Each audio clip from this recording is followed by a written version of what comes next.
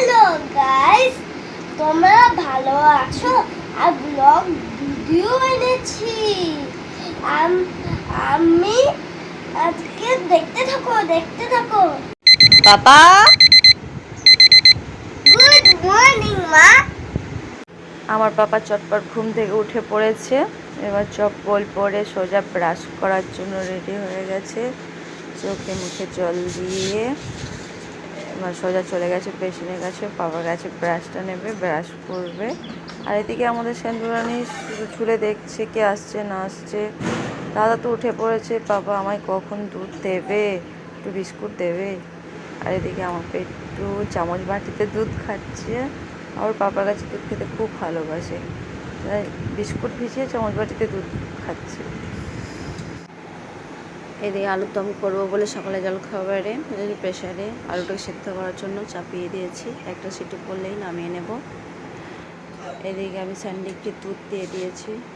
আর ওর জায়গায় কিছুতে ও বিস্কুট খাবে না, ও মাটিতে ফেলে রেখে বিস্কুটটা খেতে চায়। খুব বদমাস, দুষ্টুমি করতে থাকে, শুধু মাটিতে ফেলে রেখে বিস্কুটটা খায়। নিজের জায়গায় কোনো সময় বিস্কুটটা খেতে চায় না। এদিকে আমার পাপা রেডি হয়ে গেছে ড্রয়িং ক্লাসের জন্য। এরকম আমার পাপা র্যামসো করতে করতে চলে আসছে এগিয়ে। তারপর পাপার সাথে যাওয়ার জন্য রেডি, গাড়িতে বসে গেছে। এবার বেরিয়ে যাবে। একটু রাস্তায় দাঁড়িয়ে আছে, ওখানে ছোটো ছোটো বাচ্চা কুকুরগুলো বসে থাকে, যেতে একটু অসুবিধা হয়। আর এদিকে আমি একটু গাজর কেটে নিয়েছি, একটু গাজরের হালুয়া বানাবো বলে। এদিকে আমার বিছানার অবস্থা দেখো কি করে দিয়েছে আমার বেটু। যতক্ষণ ঘরে থাকবে বিছানা পুরো অবস্থা খারাপ থাকে। তা একটু ড্রয়িং ক্লাসে চলে গেছে, বিছানাটা ঠিক করে নেব। বিছানাটা ছেড়ে একটু পরিষ্কার পরিচ্ছন্ন করে নেব আস্তে আস্তে। এদিকে ঘরের সোফাটা ঠিকই আছে, এলোমেলো করেনি। এদিকে সোফাটাও ঠিক আছে।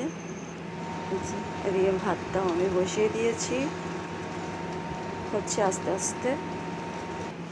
আলুর দমটাও হয়ে গেছে, একটু কষিয়ে নিচ্ছি ভালো মতো করে। হয়েই এসেছে, একটু ঝাল করে করেছি, কষা করে।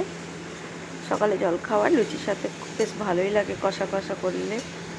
একটু মাখা ঝাল না হলে ভালো লাগে না, লুচির সাথে বেশ ভালোই লাগে। করেছি ব্যাস। তারপর দেখি আমার ভাতটা প্রায় ফুটেই এসেছে, একটু জল দিয়ে দেবো, একটু ময়দা মেখে নেব, লুচি করবো। ময়দাটা একটু মেখে নেব। আর আমার এদিকে গাজরের হালুয়াটাও হয়ে গেছে প্রায়।